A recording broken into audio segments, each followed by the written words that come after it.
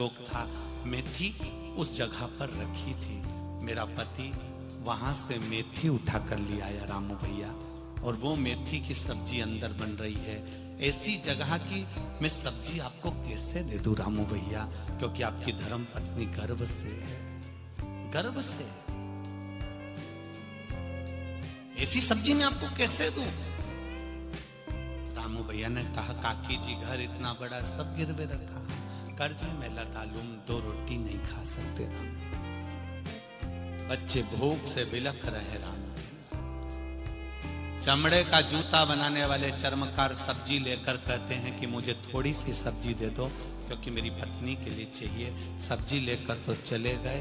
12 रुपए जो उन्होंने कुंभ में जाने के लिए इकट्ठे करे थे, वो लेकर काकी के हाथ में थमा दिए कि ये कुंभ में जा रहा था, उसका धन था। 1 साल 12 महीने में 12 रुपए मैंने कमाए हैं कुंभ में जाने के लिए, प्रयागराज जाने के लिए। ये 12 रुपए तुम रखो, बच्चों का पेट भरो, फिर देखा जाएगा। कुंभ के मेले में मैं बाद में चले जाऊंगा। संत को जब मालूम पड़ा तो संत ने उस रामू मोची के हाथ जोड़ लिए कि तेरे बराबर दुनिया में कोई पुण्य नहीं कर सकता। कोई सत्कर्म जितना पुण्य तीर्थ में बैठने से नहीं मिलता, जितना पुण्य कहीं देवालय में बैठने से नहीं मिलता, उतना पुण्य किसी सत्कर्म को करते हुए चलो। किसी की विद्या, किसी का भोजन, किसी को पानी, किसी को जल, ये देते हुए चलो। इसका जो पुण्य है, ये तो भगवान भी आपके पुण्य का बखान करेगा कि इसने ये पुण्य करा है। गुरु नानक देव जी ने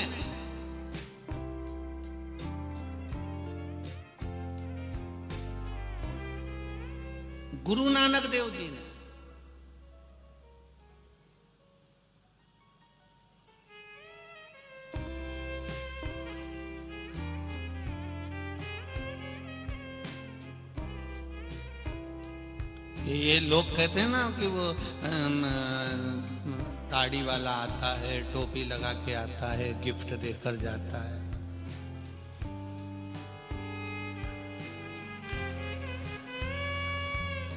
ये सफेद दाढ़ी वाला तो एक ही है, और वो है मेरा गुरु नानक देव, जिसने दुनिया का पेट भरना सिखाया है। एक ही है गुरु नानक देव, जिन्होंने अपने अनुयायियों से कहा, अपने धर्म को मानने वालों से कहा कि किसी भूखे के पेट भरने से बड़ा दुनिया में कोई पुण्य नहीं है। भरो पेट।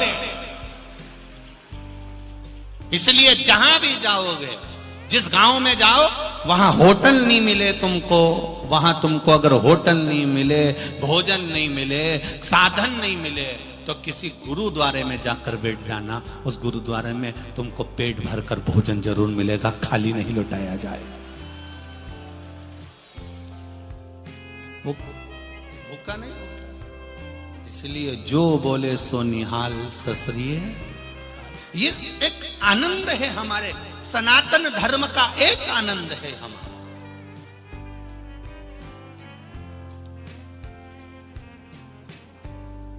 कोई कहे कि सब ये सिख धर्म नहीं, ये सनातनी है। मेरे गुरु नानक देव जी ने सिखाया कि पुण्य कैसे कमाया जाता है, उस पुण्य की परिभाषा बताई है, सेवा का क्रम बताया है। कभी पुण्य का दर्शन करना हो तो जैसे मालेगांव में कथा चल रही है, अब मालेगांव में कथा चल रही है तो कभी जाके रसोई घर का दर्शन कर आना। छोटी छोटी बच्चियां, छोटी छोटी माताएं, अच्छे अच्छे परिवार की माताएं हाथ में सोने की चूड़ियां पहनी हैं और वहां आटा उसन कर पूड़ी बेल रही हैं। कभी पुण्य का दर्शन करना है, बाल्टी में लेकर खड़े होकर खिचड़ी दे रही हैं। पुण्य का दर्शन करना है, पानी पिला रहे हैं आरओ का। पुण्य का दर्शन करना है, सवेरे जो 11 बजे सो के उठते थे अपने घर में, सवेरे 4 बजे उठकर चाय बनाकर लोगों को चाय पिला रहे हैं। पुण्य का दर्शन इसको कहते हैं। जो अपने घर के सेठ हैं, 11 बजे से पहले घर में नहीं उठते थे। पत्नी भी कहती थी उठ जाओ, 10 बज गई, 10 बज गई, 11 बज गई। वो सवेरे 4 बजे उठकर कथा के पंडाल में भगोना रखकर चाय उकलवा रहे हैं और छोटे छोटे कप में सबको चाय पिला रहे हैं। ये पुण्य नहीं तो और क्या है? पानी पिला रहे हैं, अन्न दे रहे हैं, भाग दे रहे हैं, बिस्कुट बांट। आज आदरणीय मंत्री जी कह रहे थे भूसे जी कि गुरुजी कल और परसों 2 दिन से पूरे मालेगांव के किराना के व्यापारियों के यहाँ पर पोहा नहीं मिल रहा है। इतना पोहा गला गला कर बघार कर खिला दिया लोगों को। पूरे मालेगांव में पोहे की कमती हो गई, इतना पोहा बना बना कर खिलाया है लोगों ने। अब ये सेठों ने अपना जो खजाना खोला है, ये खजाना नहीं है, ये पुण्य। और कितना आप 7 दिन जो लगाए हो, तारीख एक डायरी लेना और डायरी में जैसे हम लिखते हैं वैसे तुम भी लिखना कि आज इतनी तारीख को हमने इतना, भगवान की कृपा से आज मौका मिला और मैंने इतने लोगों को फरियाल कराया या इतने लोगों को पानी पिलाया या इतने लोगों को चाय पिलाई। बस लिखा हुआ डायरी को कहीं उठाकर रख देना। अगले साल भी नहीं होगा, 3 महीने के अंदर उस हिसाब को जोड़ना कि कितने का खर्च करा था, उससे डबल तिबल मिला कि नहीं मिला। ज्यादा नहीं, केवल 3 महीने के अंदर बहुत उतना। क्या देता है वो, क्या प्रदान करता है वो वही जान सकता है। उसको कुबेरेश्वर महादेव कहते हैं। कुबेरेश्वर महादेव का कभी आपने वर्णन नहीं सुना हो तो एक बार जब 16 फरवरी से कुबेरेश्वर धाम से कथा आए तो उसको सुनना कि कुबेरेश्वर महादेव का मतलब क्या होता है। लक्ष्मी के पास में जब लक्ष्मी समाप्त हो जाती है, कुबेर के खजाने में जब कुबेर का भंडार खत्म हो जाता है, भगवान नारायण जब तप में लीन हो जाते हैं और कर्जे में लदालूम हो जाते हैं, तब एक महादेव ऐसे हैं कुबेरेश्वर महादेव जिनके पास खड़े होकर भगवान भी बरकत लुटा देते। केवल एक, उसको कुबेर भंडारी कहा जाता है। कुबेर।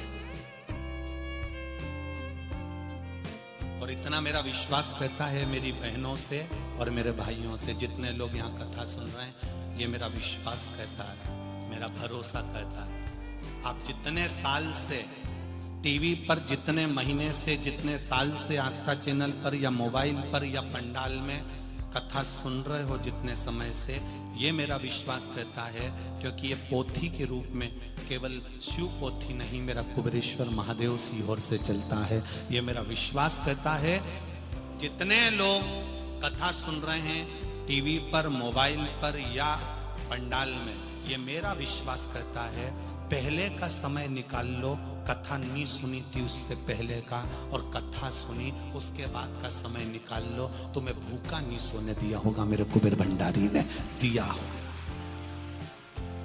कोरोना जैसी महामारी में भी मेरा कुबेर भंडारी ने तुम्हारा ये तो राष्ट्र को संभलने में देरी लगती है, इतनी बड़ी बीमारी से निकलने में देरी लगती है। चीन जैसा देश नहीं निकल पा रहा बीमारी से बाहर, और भारत की धरा बीमारी से निपटने को तैयार। तो ये कहीं ना कहीं मेरे देवाधिदेव महादेव की करुणा, कृपा, उसकी उदारता है, और आपका विश्वास शंकर के प्रति जो है उसका फल है। करो प्रमाण, नहीं रखना। हमने क्या कहा, डायरी में लिखकर डायरी को पटक दो, फिर नहीं देखना उसको। रख दिया ना, रख दिया। उसके बाद डायरी वो देखेगा, अब तुम्हें नहीं देखना। कमलाई निकालो इसकी डायरी, अब उसको निकालना है। पार्वती जी से वो कहेगा कमला बाई की डायरी निकालो। कौन कमला? वही जो मालेगांव वही थी। अच्छा,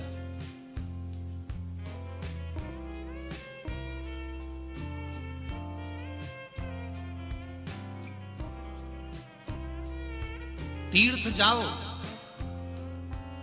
मंदिर जाओ, देवालय जाओ, जहां तुम्हारी मर्जी पड़े वहां जाओ, पर तीर्थ जाकर यह विचार कर मत जाना कि मैं वहां जाकर पुण्य बहुत सारा कमा लूंगा।